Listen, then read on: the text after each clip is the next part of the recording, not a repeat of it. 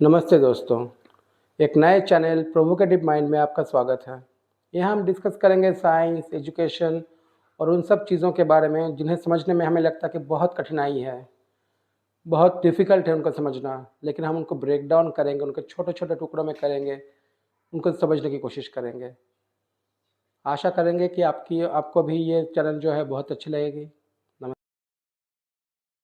चलिए शुरू करते हैं पहला वीडियो इस चैनल की, जहाँ पे हम लोग आज जानेंगे 4 ऐसे कंसेप्ट्स के बारे में जिन्हें हम अक्सर सुना करते हैं। 4 कंसेप्ट्स कौन-कौन से हैं? Decentralization, devolution, delegation and deconcentration. Deconcentration हालांकि बहुत अनकॉमन है, बहुत कम उसमें बातें की जाती हैं, लेकिन फिर भी वन ऑफ द पार्ट है इस स्टडीज में। ये जो डिसेंट्रलाइजेशन है, डिसेंट्रलाइजेशन मतलब क्या है? मतलब विकेंद्रीयकरण, सेंट्रलाइजेशन से दूर जाना, सेंट्रलाइजेशन की ओर से डिसेंट्रलाइज या केंद्रीकरण से विकेंद्रीकरण होना। सेंट्रलाइजेशन तो क्या है? सेंट्रलाइजेशन हुआ कि किसी ऑर्गेनाइजेशन पे, किसी एक देश पे या राज्य में, स्टेट मतलब हम लोग इसको यहाँ पे देश ही समझेंगे, तो यहाँ पे जो भी है, अगर power, responsibility, authority, decision making power, ये सब अगर एक ही पॉइंट पे, एक केंद्र पे अगर रह जाए, एकत्रित रहे, उसको बोलते हैं सेंट्रलाइजेशन। क्या बोलते हैं? सेंट्रलाइजेशन। सेंट्रलाइजेशन यहाँ क्या होता है? अगर आप एक देश, अगर इसको हम एक देश पकड़ते हैं और इसके अगर छोटे छोटे कुछ अगर राज्य या इसके कुछ अगर प्रोविंसेस या उसके कुछ डिस्ट्रिक्ट्स पकड़ लेते हैं, अगर इसका कोई एक सेंट्रल गवर्नमेंट है, ये इन लोग यहाँ पे कहीं पर भी अपने डिसीजन मेकिंग या आपके जो भी रिस्पॉन्सिबिलिटीज एंड अथॉरिटीज हैं, पॉलिसी मेकिंग जो अथॉरिटी है, ये कभी यहाँ पे किसी को छोड़ते नहीं है। हर एक चीज जो है यहीं से होगी।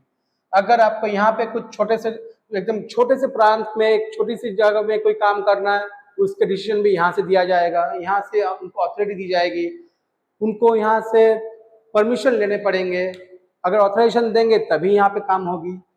पैसे जो है, अगर रेवेन्यू की बात अगर आती है, तो रेवेन्यू डिस्ट्रीब्यूशन भी for each and every project, for each and every activity of the government, हर कुछ जो है केंद्र से ही किया जाएगा। तो ये जो है किसी छोटे एक ऑर्गेनाइजेशन में या किसी एक छोटे से देश में आप ये मतलब दिस इज हेल्पफुल। वहां पे क्यों हेल्पफुल है? Because the geographical location and जो अगर अगर बोले तो हम लोग होमोजिनिटी, जो यहाँ पे अगर होमोजिनिटी अगर रहती है तो वहां पे ये सुविधा होती है इसको करने में। लेकिन अगर हम इसको बड़े ऑर्गेनाइजेशन जो कि डिफरेंट जियोग्राफिकल लोकेशंस में उन्होंने अपने आप को विस्तार किया है, वहां पे अगर हम इनको सोचें, तो या हम जैसे जैसे भारत जैसा देश जहाँ पे हेट्रोजिनिटी है, बहुत यहाँ पे वेराइटीज हैं, human behaviour, human language, culture, tradition में अगर हमारे यहाँ पे जो है वेराइटीज हैं, डिफरेंट यहाँ पे प्रोविंसेस हैं, क्षेत्रों में भी क्षेत्र हैं अगर बोला जाए तो यहाँ पे अगर एकदम लेवल तक, एकदम नीचे वाले लेवल तक, ग्रास रूट लेवल तक अगर हमें पहुंचना है, सरकार के जो कार्यक्रम हैं या पॉलिसीज हैं उनको अगर पहुंचाने हैं, तो सेंट्रलाइजेशन वहां पे काम उतने अच्छे आते नहीं है। अच्छे आते नहीं है मतलब ज्यादातर अच्छे आते ही नहीं है। दैट प्लेस आपको डिसेंट्रलाइजेशन की जरूरत पड़ती है। डिसेंट्रलाइजेशन मतलब कि देश जो है, सरकार, देश की सरकार जो है वो अपने काम, अपने पॉलिसी मेकिंग जो भी बातें हैं, पॉलिसी मेकिंग जो भी है, या आपके डिसीजन मेकिंग जो है, अथॉरिटी जो है, ये वितरित करती है या इसको डिसेंट्रलाइज, अपने से हटा के पावर देती है लोकल लेवल में, राज्य स्तर पे दूसरे वहां के सरकारों को या वहां पे किसी दूसरी अथॉरिटीज को। तो देखते हैं ये हुआ सेंट्रलाइजेशन। अभी देखते हैं डिसेंट्रलाइजेशन। डिसेंट्रलाइजेशन के 4 तरीके के होते हैं। कौन कौन से हैं? 4 टाइप्स ऑफ डिसेंट्रलाइजेशन होते हैं।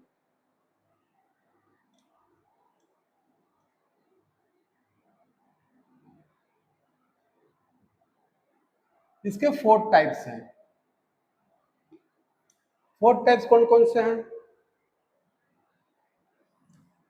पहला अगर ले लेते हैं, ये आ गए आपके पॉलिटिकल डिसेंट्रलाइजेशन।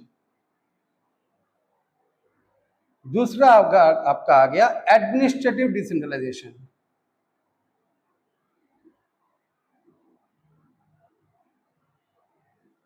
तीसरा आ गया आपका फिस्कल डिसेंट्रलाइजेशन। और चौथा आता है आपका मार्केट डिसेंट्रलाइजेशन।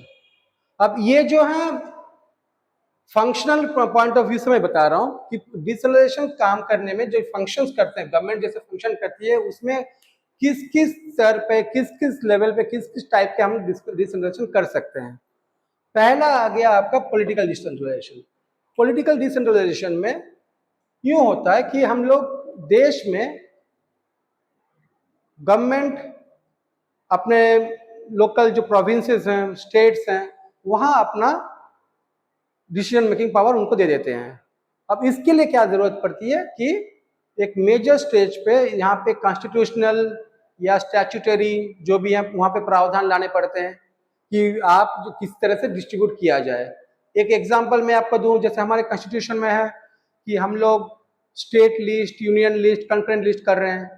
तो यूनियन लिस्ट में जो है यूनियन की, स्टेट लिस्ट जो दिया गया है वहाँ पे स्टेट काम कर सकती है, अपनी पॉलिसी फॉर्मुलेट कर सकती है, वहाँ पे डिसीजन ले सकते हैं, अकाउंटेबल स्टेट खुद है अपने उस जगह पे। तो ये एक एग्जांपल आ गया आपका पॉलिटिकल में। इसमें क्या कर सकते हैं, लोगों को जो सिटीजन हैं उनको अपने वोटिंग राइट दे दिए। क्यों? क्योंकि वो अपने प्रतिनिधि चुने, एकदम उनके नजदीक में जो है आपके मतलब ये डिसेंट्रलाइजेशन हो सके, जो वो जिन्हें जानते हैं। जैसे हम लोग वोटिंग करते हैं, हम वोटिंग करते उस आदमी को देख के, उस प्रतिनिधि को देख के, उस कैंडिडेट को देख के जिनको हम जानते हो कि कैसा है, कैसे काम कर रहे हैं। So that increases your efficiency. क्यों? कि अगर हम लोग देखते हैं कि वो बंदा जो है, वो आदमी जो है काम कर रहा है अच्छा, तो हम उनको देते हैं, चलो हम उनको वोट दे देते हैं कि वो बाद में और भी अच्छा काम करें। एक और आती है कि सरकार जो है वहाँ पे पॉलिटिकल पार्टीज जो है उनके लोकल लेवल पे भी हो जाते हैं। लोकल लेवल के जो पॉलिटिकल पार्टीज के लोकल बॉडीज हैं वो काम करते हैं। तो दैट वे पॉलिटिकल जो आपकी डिसेंट्रलाइजेशन है ये काम करता है। आते हैं नेक्स्ट एडमिनिस्ट्रेटिव डिसेंट्रलाइजेशन, मतलब प्रशासनिक विकेंद्रीकरण। प्रशासनिक विकेंद्रीकरण में क्या होता है, इसके 3 भाग हैं। पहला आ गया आपका डीकंसंट्रेशन, दूसरा आ गया आपका डेलीगेशन, और तीसरा आ गया आपका डेवोल्यूशन। तो ये 3 कंसेप्ट जो है, 3 टाइप ऑफ एडमिनिस्ट्रेटिव डेलीगेशन होते हैं। अभी क्या हो रहा है, व्हाट इज डीकंसंट्रेशन? फिर से हम लोग आते हैं डीकंसंट्रेशन ऑपोजिट कंसंट्रेशन। एकत्रित होना, एक जगह पे एकत्रित होना, उसको क्या, उसका ऑपोजिट क्या हो गया, डीकंसंट्रेशन। डीकंसंट्रेशन में क्या होता है कि सपोज यहां एक कंपनी है या कोई एक स्टेट है, कोई एक देश है, यूनिटरी स्टेट है, जो यूनिटरी है मतलब सेंट्रलाइज्ड।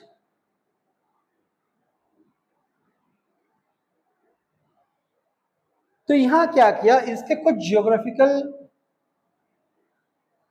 पॉइंट्स है, इसके कुछ जियोग्राफिकल कुछ फील्ड ऑफिसेस हैं। तो ये क्या करता है कि ये अपना जो काम है, work flow, minded work flow जो है इन लोगों में डीकंसंट्रेट या उन लोगों में बांट देता है। तो यहाँ क्या हुआ कि जस्ट अथॉरिटी भी इनके पास हो गई, कोई लिमिटेड कुछ नहीं है। अगर इन फील्ड ऑफिस को कुछ खर्चे करने हैं तो भी इनको यूनिटरी मतलब उनके पास जाने पड़ेंगे। कहाँ कभी कभी क्या होता है कि एक मतलब इन लोगों को मतलब इन जो फील्ड ऑफिसर्स हैं इनको कभी कभी मॉनिटरी पावर दिए जाते हैं, लेकिन वो भी लिमिटेड है कि आप इतना ही खर्चा कर सकते हो, इतने में, इससे ज्यादा आप खर्च नहीं कर सकते हो। अगर करना है तो आप कोई मतलब सेंट्रल जो ऑफिस है, हेड ऑफिस जो है, या हेड जो मतलब जो आपके यूनिटरी जो गवर्नमेंट है उसके पास आपसे रिक्वेस्ट करनी पड़ेगी, हमको ये खर्च करना है। अब बात यह है कि डिकंसंट्रेशन, अगर आप देखें कि सेंट्रलाइजेशन जो वाली बात जो थी, सेंट्रलाइज्ड जो ऑर्गेनाइजेशन है या आपके जो देश है, वहां क्या हो रही है, इनके भी कभी कभी इनके भी फील्ड ऑफिसर्स होते हैं, है ना, इनके भी फील्ड ऑफिसर्स होते हैं। तो सेंट्रलाइज स्टेट में भी क्या होता है, कभी आप इसको और इसको डिकंसंट्रेशन को देखिएगा, ऑलमोस्ट सेम है। सो जैसे मैं आपको बताऊं कि food and agriculture organization FAO 2006 के एक रिपोर्ट में इन्होंने बताया था कि सेंट्रलाइजेशन दो तरीके होते हैं, एक कंसंट्रेशन, एक डिकंसंट्रेशन। तो वहां पे उन्होंने वहां पे FAO ने बताया कि नहीं, deconcentration is not a part of decentralization but it's a part of centralization, जहां पे सेंट्रलाइजेशन से ही कुछ अपने काम को, वर्क फ्लो को कम करने के लिए वो अपने फील्ड ऑफिसर से कुछ कुछ एकदम माइन्यूट से कुछ कुछ उनको काम करने के लिए वर्क फ्लो करा देते हैं, और थोड़ा सा एकदम बहुत कम ही उनको पावर दिया जाता है, ऑलमोस्ट नेग्लिजिबल। एक और मतलब थिंकर थे फेजलर, उन्होंने भी बताया कि deconcentration is not a part of decentralization. उनका कहना यह है कि यहाँ पे तो कोई अथॉरिटी या डिसीजन मेकिंग पावर तो दी ही नहीं जा रही है, तो ये कैसे डिसेंट्रलाइजेशन हो सकता है। So this is the thing. Next आते हैं डेलीगेशन पे। What is delegation? डेलीगेशन, इसके दो अर्थ, अगर आप डिक्शनरी देखेंगे तो इसके दो अर्थ होते हैं, दो मीनिंग्स हैं इसके। पहला मीनिंग आता है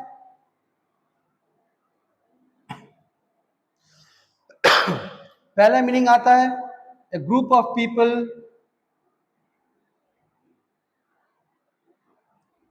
who have been assigned authority to make certain decision। ये एक आता है। दूसरा आता है, दूसरा क्या आ रहा है? दूसरा आ रहा है giving of power and authority to complete a task.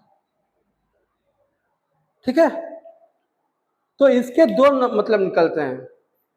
तो पहला जैसे हम लोग group of people who have been assigned authority to make certain decision ना, इसमें क्या होता है, if you kind of go through the paper, if you kind of go through the news, you will find कि India से high level delegation जा रहे थे किसी देश में, उनको भेजा गया है, किसी मीटिंग में भेजा गया, किसी सेमिनार में भेजा गया। So in that case the first definition comes into effect. क्यों आ रहा है कि इन लोग, ये जो ग्रुप है, ये जो ग्रुप ऑफ पीपल है जिनको भेजा जा रहा है हाई लेवल डेलीगेशन, जैसे हम बता रहे हैं, तो they are been given some power, they are been given some power कि वो देश के, हमारे जो गवर्नमेंट है उसके बिहाफ में वहाँ जाए, वहाँ पे डिस्कस करें, they kind of make an agreement. अगर एग्रीमेंट कर रहे हैं, लेकिन जो नॉर्मल जो एग्रीमेंट है वो कर रहे हैं, but if at something new crops up, then they have to take the decision of, they have to consult or they have to contact the government, central government rather, वहां पे जो है वहां पे वो उनसे कंसल्ट करेंगे whether they can do it or not, then they will provide, if they provide कि हाँ आप लोग कर सकते तभी। so there is a kind of obligation कि आप जो है वहां पे पूरे सब डिसीजन नहीं ले सकते, लिमिटेड जगह पे लिमिटेड जो है वहां पे आप डिसीजन ले सकते हैं। हम लोग कंसर्न है सेकेंड वाले पे, giving of power and authority to complete a task is a delegation. तो इसमें क्या होता है कि आप कुछ अपने कुछ कार्य, कुछ काम है, कुछ एक्टिविटीज है, कुछ पॉलिसी है, उसको आप फॉर्मुलेट किए हो एंड यू वांट दैट, और आप ऐसे करना चाहते हैं, कुछ पॉलिसी फॉर्मुलेट करना चाह रहे हैं। So what you do is you kind of create a group and then you kind of give them some authority and tell them that okay, you have to do this thing within this period of time. इसमें क्या होता है कि आप जो है वहां पे उनको, जैसे मोहित भट्टाचार्य साहब जो थे उन्होंने बताया था, मैं आपको बोल देता हूं यहाँ पे, मोहित भट्टाचार्य साहब जो थे उन्होंने बताया था कि डेलीगेशन के लिए there are 4 things to be done. पहला क्या है, एम भट्टाचार्य ने, मोहित भट्टाचार्य, इन्होंने बताया फॉर डेलीगेशन पहला है आपको क्या देखना है कि हाँ किस लिए हम डेलीगेट कर रहे हैं, कुछ एक काम करना है। So that means you are assigning that particular group और दैट पर्टिकुलर ऑर्गेनाइजेशन में, अगर छोटा सा अगर हो, आप उनको क्या कर रहे हैं, एक प्रोजेक्ट, अगर एक प्रोजेक्ट करनी है तो आप उनको क्या कर रहे हैं, यू आर असाइनिंग ड्यूटीज। ठीक है, कौन दे रहा है, ये दे रहा है डेलीगेटर टू डेलीगेटी। तो डेलीगेटर कौन है, जिसके पास ऑथोरिटी है। पहले से व्हाट इज ऑथोरिटी, ऑथोरिटी है the use of absolute power और the legitimate, but not absolute, sorry, legitimate power by the office holder, ये है ऑथोरिटी। तो जिसके पास ऑथोरिटी है उसने क्या किया, यहाँ पे डेलीगेटी को उसने, because he has got this authority, तो उसने उसको ड्यूटी उसको सौंपा, असाइन करा।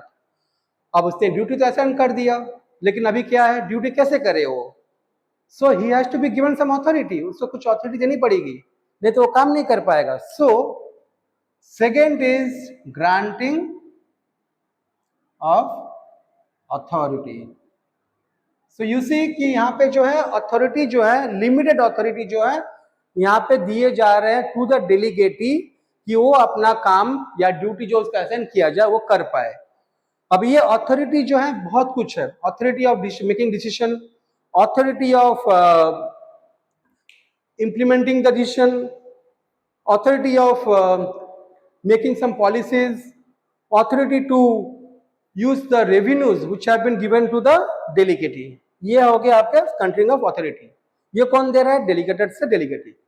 अब क्या हो रहा है देखिए, मैंने डेलीगेटी को मैंने ड्यूटी सौंप दिया, मैंने इस ड्यूटी को निभाने के लिए मैंने उनको अथॉरिटी दे दी, बट ऐसा भी तो हो सकता है कि हाँ ये दे दिए, सब कुछ दे दिए, but they are not doing the work. तो इसके लिए यहाँ पे क्या होता है, in order to complete the task और द ड्यूटी, यू आर एक ऑब्लिगेशन इज क्रिएटेड। ऑब्लिगेशन क्यों, the delegatee is in obligation कि वो अपना ड्यूटी करे, प्रोजेक्ट को मतलब कंप्लीट करे, and then he submit the same to the delegator. ये होता है। चौथा बात, the fourth thing is once delegated,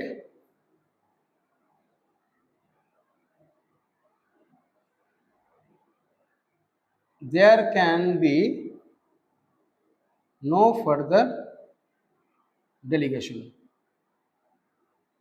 मतलब ये हुआ कि सपोज मेरे को, अगर मुझे किसी ने मैं डेलीगेटी हूं, मुझे काम सौंपा गया है कि मैं ये काम करूं, तो मुझे काम सौंपा गया मतलब I have been assigned the duties.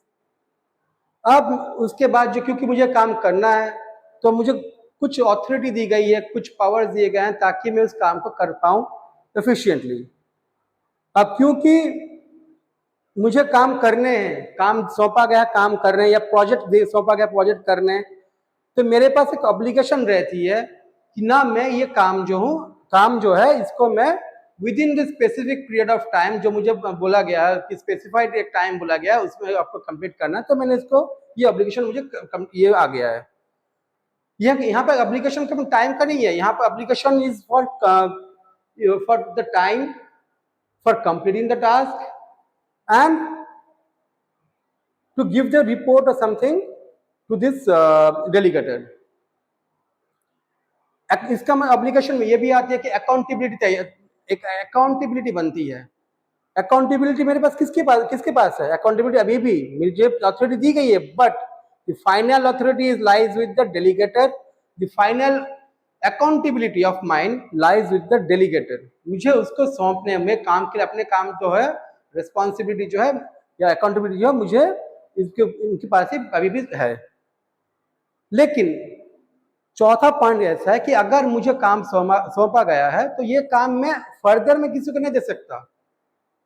मुझे बोला गया है कि आप ये फलाना प्रोजेक्ट है, इसको आप करिए, इसको कंप्लीट करिए, तो ये काम मैं किसी और को नहीं दे सकता, मुझे ये काम करने, सब डेलीगेटिंग वो नहीं होगा।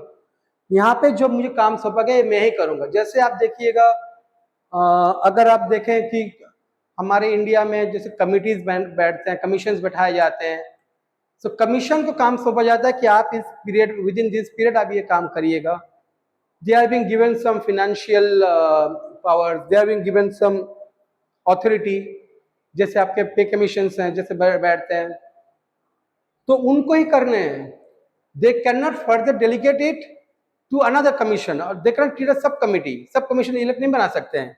ये हो गया था मोहित भट्टाचार्य ने, इन्होंने बताया था। अब डेलीगेशन में क्या है, देखिए एक एक स्टेप समझिएगा। पहले आया था डिकंसंट्रेशन, जहां पे एकदम कम, एकदम टू द एकदम ऑलमोस्ट नेग्लिजिबल आपको जो है अथॉरिटी मिलती है, आपको जस्ट वर्क फ्लो जो है आपके मतलब वो डिस्ट्रीब्यूट होते हैं। उससे थोड़ा और भी लिबरलाइज किया गया, उसको थोड़ा सा और भी खोला गया, ओपन किया गया। उसके बाद आया डेलीगेशन, जहां पे आपको किसी कार्य को करने के लिए आपके पास डेलीगेट किया जा रहा है पावर। डेलीगेट कब किया जा रहा है, क्यों किया जा रहा है, ताकि आप काम को जो है कंप्लीट कर पाए। आपको इसलिए थोड़ी सी अथॉरिटी दी जा रही है, थोड़ी सी रिस्पॉन्सिबिलिटी आप में मतलब दी जा रही है, आपको रिस्पॉन्सिबल बनाया जा रहा है, आपको अकाउंटेबल आप फिर भी कहाँ पे हैं, to the central organization, central part of the organization, और to the central government, whatever that thing is. If it is an organization central, और अगर आपके जो अगर कोई गवर्नमेंट है तो वहां पर सेंट्रल गवर्नमेंट आ जाती है। यहाँ पर डिसीजन मेकिंग के थोड़े से चांसेस इसको मिल जा रहे हैं, उसी पर्टिकुलर प्रोजेक्ट के लिए, उसी पर्टिकुलर काम के लिए आपको वहां पे डिसीजन मेकिंग पावर भी दी जा रहे हैं। फिनेंस आपको वहां पे मुहैया किया जा रहा है, पैसे आपको मुहैया किया जा रहा है कि आप जो इस पैसे जो है इसको एफिशिएंट इसको खर्च करें for that particular task to be done. So अगर देखेंगे तो डिकंसंट्रेशन से डेलीगेशन में ज्यादा आपका फैलाव है regarding power, decision making authority and planning. इसके बाद आते हैं डेवोल्यूशन। डेवोल्यूशन क्या है? डेवोल्यूशन इज जहां पे आपने सबसे ग्रास रूट लेवल, सबसे लोएस्ट लेवल में आपने अपने पावर्स, अपने फिनेंशियल पावर हो या आपके अगर बोला जाए तो policy making, decision making power हो, या वहाँ पे अगर बुलाया जाए तो कि आप अपने रेवेन्यूज, आपके काम करने के में जो आपको रेवेन्यूज दिए हैं जो हैं वो आप मतलब एक्सपेंडिचर एंड रेवेन्यू जनरेशन ये दोनों कर पाए आप, ये पावर डेवोल्यूशन में दिया गया है। इसका अगर मैं बताऊं तो एग्जाम्पल, सबसे बड़ा एग्जाम्पल है कि हमारे जो पंचायती राज सिस्टम है, म्यूनिसिपैलिटीज कॉर्पोरेशन हैं, ये हैं। तो ये है आपका 73rd and 74th amendment, constitutional amendment जो हुआ था, जिसमें आपके आर्टिकल 243 से 243ZG ये आए थे। तो उसमें क्या हुआ था कि हम लोगों ने ग्रास रूट लेवल जो कि पंचायत, ग्राम पंचायत जो है, विलेज पंचायत जो है वहाँ पे, और अगर शहर में आते हैं तो वहाँ पे म्यूनिसिपैलिटीज में, वहाँ पे हम लोगों ने उनको पूरे पावर देके रखे हैं कि आप जो है अपने लेवल पे ये आपके पावर्स हैं, ये आप कर सकते हैं, आप अपने पॉलिसी फॉर्मुलेट कर सकते हैं, आप जो है अपने वहाँ पे जो भी डेवलपमेंट वर्क्स हैं उसके लिए जो आप पोजीशन लेनी है वो ले सकते हैं। You can spend the money that is being granted to you, that is being provided to you, उसको आप कैसे इसको यूटिलाइज करेंगे, ये है। इनको पावर दिया जा रहा है, इनको पावर दिया जा रहा है कि आप जो है यहाँ पे रेवेन्यू जनरेट कर सकें, लोकली कुछ टैक्स भी लगा सकें, रेवेन्यू जनरेट कर सकें। आपको पावर दिया जा रहा है कि आप खर्च कर सकें पैसे को, तो ये सब जो है डिवोल्यूशन में आ जाते हैं। सो इफ यू फाइंड, देखिएगा यहाँ पे क्या था, डिकंसंट्रेशन था। तो अगर आप देखते हैं कि deconcentration, delegation, devolution, the more decentralized is devolution, then it is delegation, and the least one is deconcentration. ये आपके एक्चुअल रिलेशन है बिटवीन द थ्री। अब ये किस में आते हैं, एडमिनिस्ट्रेटिव डिसेंट्रलाइजेशन में आते हैं। ये पार्ट, ये तीन तरीके के चीजें होती है प्रशासन चलाने के लिए, प्रशासनिक कार्य व्यवस्था, कार्य प्रणाली के लिए ये तीन तरीके के डेलीगेशंस होते हैं, ये तीन तरीके के डिवीजन होते हैं ऑफ द एडमिनिस्ट्रेटिव डिसेंट्रलाइजेशन। इस तरीके से कर सकते हैं एडमिनिस्ट्रेशन को। Now comes the physical part. Physical part में क्या है, फिजिकल पार्ट हो गया रेवेन्यू। तो रेवेन्यू में क्या आता है कि जैसे हम लोगों ने डेवोल्यूशन की बात करा कि आप कैसे पैसे, आपको मतलब चांस दिया था कि आप कैसे मतलब रेवेन्यू जनरेट करें, आप कैसे रेवेन्यू को एक्सपेंड करें या खर्च करें। तो ये जो है ना फिजिकल जो आपका decentralization is a very important thing, because आप पॉलिसी तो बना ली है, आपने डिसीजन डिसीजन मेकिंग आपकी हो गई है, पॉलिसी आपकी बन गई है, everything has been done, but you don't have the money, you don't know how to expend it, how to generate the revenue. तो ये जो डिसेंट्रलाइजेशन होती है फिजिकल वाली, ये बहुत इंपॉर्टेंट है, one of the most important.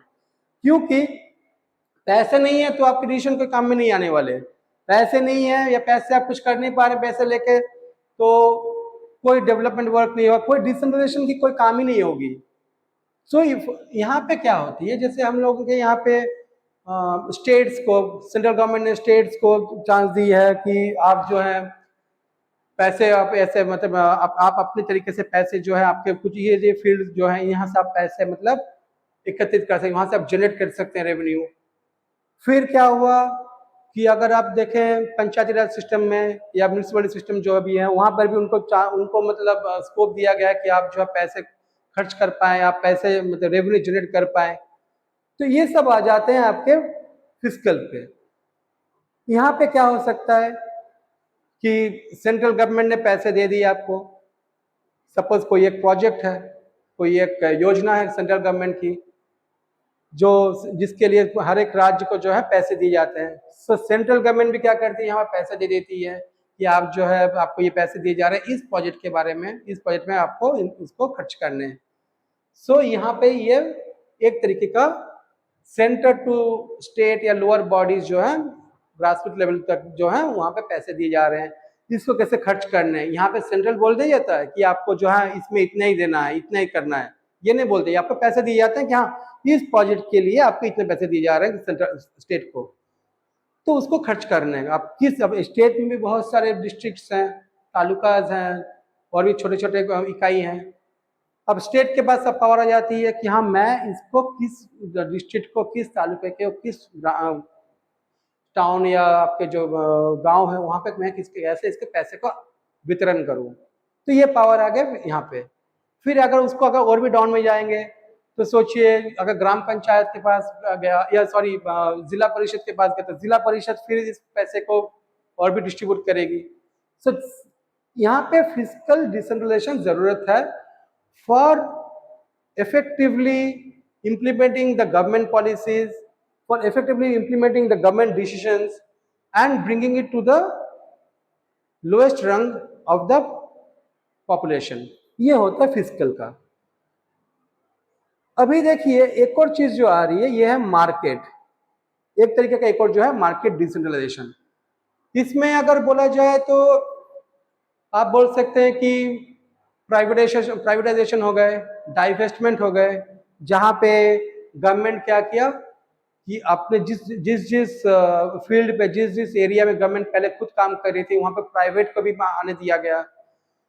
जहाँ पे जैसे हमारे 1991 में जो हमारे इंडिया में प्राइवेटाइजेशन आई थी, the biggest example I think कि हम लोगों ने मार्केट खोल दिया, हम लोगों ने मार्केट इकोनॉमिक बना दी। क्यों कर दिया, क्यों कि हम लोग जहाँ पे ऐसे ऐसे जगह थे, ऐसे ऐसे एरियाज थे जहाँ पे केवल गवर्नमेंट काम कर रही थी, वहाँ प्राइवेट को अलाउड नहीं थे। तो वहाँ पे हम लोगों ने खोल दिए, so that there can be a competition. वहाँ पे क्या होता है देखिए कि द पीपल अल्टीमेटली सब कुछ अगर देखेगा, it depends, it is all for the quality of service provision to the general people. जैसे अगर हम बोले कि मार्केट में आफ्टर प्राइवेटाइजेशन इन इंडिया क्या हुआ था, बहुत बहुत, बहुत सारे जो इंडियन कंपनीज हैं, विदेशी कंपनीज है, जो ग्लोबलाइजेशन हुई थी उस समय, जो विदेशी कंपनीज हैं, प्राइवेट सेक्टर हैं, वो इंडिया में आए। सो हमें अगर सपोज एक ही अगर देखा जाए, आज जैसे एक एग्जांपल मैं बताऊं आपको, रेफ्रिजरेटर की अगर बात करें, फ्रिज की अगर बात करते हैं, तो 1991 तक आप सोचिए आपके पास 3 कंपनीज थे, केल्विनेटर, गोदरेज एंड वोल्टास, है ना।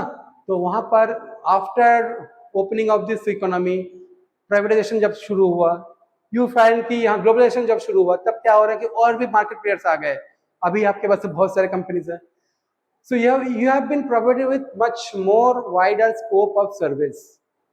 तो ये आपका मार्केट डिसेंट्रलाइजेशन में आती है। इसमें एक और चीज आती है डीरेगुलेशन। डीरेगुलेशन क्या होता है कि जो जो जगह, जो जो एरियाज गवर्नमेंट पहले अपने लिए रख रही थी, उन सब एरियाज को उन्होंने खोल दिया है for private players to come and do the work. जैसे डीरेगुलेशन में अगर मैं बोलूं, तो आपके पास सबसे बड़ा एक और एग्जांपल है कि आप जो है इंडिया में देखिए, डिफेंस सेक्टर जो था, डिफेंस सेक्टर जो था पहले टोटली सेंट्रलाइज थी, हाईली रेगुलेटेड थी, वहां पे प्राइवेट कंपनी की कोई भी स्कोप नहीं थी, बजाय कि मतलब ट्रक्स बन गए, लेकिन एमुनिशंस में, इन सब में, आर्मामेंट्स में, वेपनरी में कोई भी मतलब स्कोप नहीं थी प्राइवेट की। वेरएज धीरे धीरे उसको ड्यू रेगुलेट किया गया सेक्टर को, डिफेंस सेक्टर को। करने के बाद क्या हुआ, अभी देखिए there are so many private players who have come into the fore, they are kind of doing some research work, they are doing some innovations, ये सब हो रहे हैं, कोलैबोरेशंस हो रही गवर्नमेंट के साथ वहाँ पे। सो ये मार्केट वहाँ पे ऐसे करके, मार्केट डिसेंट्रलाइजेशन ऐसे करके होती है। हाँ, अभी कुछ ऐसे हैं कि कुछ ऐसे मतलब थिंकर्स हैं जिनका कहना है कि प्राइवेटाइजेशन जो होता है that is not a decentralization. उनका ये धारणा है, उनका धारणा क्यों है कि प्राइवेटाइजेशन इज नथिंग बट आप जो है एक सेक्टर का काम है, आप किसी और सेक्टर का उसके पास खोल दे रहे हो, you are just opening that particular sector to the private companies to come and play. तो ये डिसेंट्रलाइजेशन नहीं होता। डिसेंट्रलाइजेशन उनके अनुसार जो है, डिसेंट्रलाइजेशन जो होती है ये इंट्रा होती है, अंदर में, गवर्नमेंट के अंदर हो रही है। ये इंटर, और मार्केट जो है या प्राइवेटाइजेशन जो है, ये है आपका इंटर, मतलब एक जो है आपका जो कंपनी है, जो, या कंपनी ना बोलेंगे, हम बोलेंगे कि एक सेंट्रल गवर्नमेंट है वो, या कोई गवर्नमेंट है वो अपने आप को प्राइवेट कर रही है, अपने कुछ काम प्राइवेटाइजेशन में दूसरे को दे रही है। तो कुछ लोगों का कहना है कि जो डिसेंट्रलाइजेशन जो है एंड प्राइवेटाइजेशन, वो प्राइवेटाइजेशन नहीं है, प्राइवेटाइजेशन डिसेंट्रलाइजेशन में नहीं आते हैं। एनीवे, तो ये चार जो थे, आप इतना जान गए हैं कि मतलब what is decentralization. So decentralization कुछ नहीं, एक तरीके का एक तरीके का केंद्र से हट जाना, मतलब मुझे अपने रिसोर्सेज, मुझे अपने जो भी प्रोजेक्ट्स हैं, जो भी मेरे पॉलिसीज हैं, उनको मुझे दूर दूर तक फैलाना है, दूर दूर तक मुझे लेके जाना है, दूर से एकदम आउटरीच मेरी ज़्यादा बढ़ानी है, काम को ज़्यादा एफिशिएंट करना है, तब मुझे डिसेंट्रलाइजेशन की ज़रूरत पड़ती है। दैट इज ऑल्सो जहाँ पे आपके जियोग्राफिकली बहुत वास्ट एरिया में आप फैले हुए हैं, जहाँ पे आपके होमोजिनिटी नहीं है, हेट्रोजिनिटी है, वहाँ पे आपके रिसोर्सेज आर स्कैटर्ड, तो यहाँ पे आपके क्या होते हैं, डिसेंट्रलाइजेशन बहुत काम में आ जाते हैं। गवर्नमेंट में तो अभी देख ही रहे हैं, प्राइवेट में भी अगर देख लें तो बहुत सारे ऐसे कंपनीज हैं जिन्होंने अपने जो जियोग्राफिकल लोकेशंस में, अलग अलग जियोग्राफिकल लोकेशंस में उन्होंने अपने ब्रांच ऑफिसेज या सब हेड ऑफिसेज बना के रखे हैं। वहाँ पे उनके मतलब मैन्युफैक्चरिंग प्लेसेस भी हैं। एग्जाम्पल के तौर पे अगर लूँ, हमारे इंडिया में बहुत सारे जैसे कंपनी, जैसे आपके रिलायंस हो गए, अडानी हो गए, फिर आपके टाटा हो गए, उनके डिफरेंट मैन्युफैक्चरिंग बेसिस हैं, डिफरेंट ऑफिसेस हैं। सो अगर यहाँ पे आप सोचिए कि हर एक डिसीजन के लिए उनको अपने हेड ऑफिस में बात करनी पड़े, उनसे उनसे मतलब डिसीजन मतलब जहाँ लेनी पड़े, तब कैसे काम चलेगा? काम तो एकदम ठप हो जाएगा, है ना? तो वहां पे डिसेंट्रलाइजेशन काम पे आते हैं। डिसेंट्रलाइजेशन का मतलब ये नहीं है तो टोटल मैंने छोड़ दिया है, एकदम टोटल मैंने खुला छोड़ दिया, हाँ तो आप जो करना है करो, वी आर नॉट लुकिंग, ऐसे नहीं है। डिसेंट्रलाइजेशन होता है कि level of not being centralised, इतना जान लीजिए, नॉट बीइंग सेंट्रलाइज्ड। क्यों? क्योंकि अगर सेंट्रलाइजेशन ही मेन है, उसके बाद जो आप धीरे धीरे धीरे धीरे करके स्टेप बाय स्टेप डिसेंट्रलाइजेशन में आ रहे हैं। क्यों आ रहे हैं? क्योंकि आपको अपने रीच आउटरीच आपको बढ़ाना है। तो डिसेंट्रलाइजेशन में क्या क्या, जैसे मैंने पहली बार बताया था, लास्ट टाइम मैंने जो बताया कि डिकंसेंट्रेशन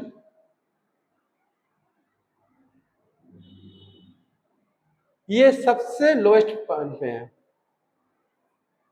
इसके ऊपर क्या आ जाएगा? इससे ज्यादा क्या है? डेलीगेशन। और उसके ऊपर क्या है? डेवोल्यूशन। अक्सर देखा गया है कि डिसेंट्रलाइज जो जितने भी मतलब फॉरेन के, देश के विदेश के जितने भी संस्था हैं, बड़ी बड़ी संस्था हैं, उन्होंने भी बहुत सारे रिसर्च किए हैं, बहुत सारे देशों में उन्होंने वहाँ पे रिसर्च किए हैं, उनको उन्होंने स्टडी किया है। तो दे हैव फाउंड कि डिसेंट्रलाइजेशन जो होते हैं बहुत इफेक्टिव आए। हाँ, अब किसी भी सिस्टम में किसी भी सिस्टम में आपके पॉजिटिव्स हैं, नेगेटिव्स हैं, एडवांटेजेस हैं, डिसएडवांटेजेस हैं, डिसेंट्रलाइजेशन के भी हैं, वो बाद में कभी किसी और दिन बात करेंगे। बट देखा गया है you kind of weigh the pros more than the cons, which in a way kind of show you whether that system that is being followed is good or not. तो यहाँ पे देखा गया है कि डिसेंट्रलाइजेशन जो है बहुत ही उम्दा है, बहुत ही इफेक्टिव है, एफिशिएंट है अपने पॉलिसीज को मतलब इम्प्लीमेंट करने के लिए, टोटल पॉपुलेशन को, टोटल कंट्री को डेवलप करने के लिए, to bring about good standard of living, है ना? यही है। आशा करते हैं आपको अच्छा लगा होगा, और अगर अच्छा लगे तो अवश्य इसको लाइक कर दें। नमस्कार।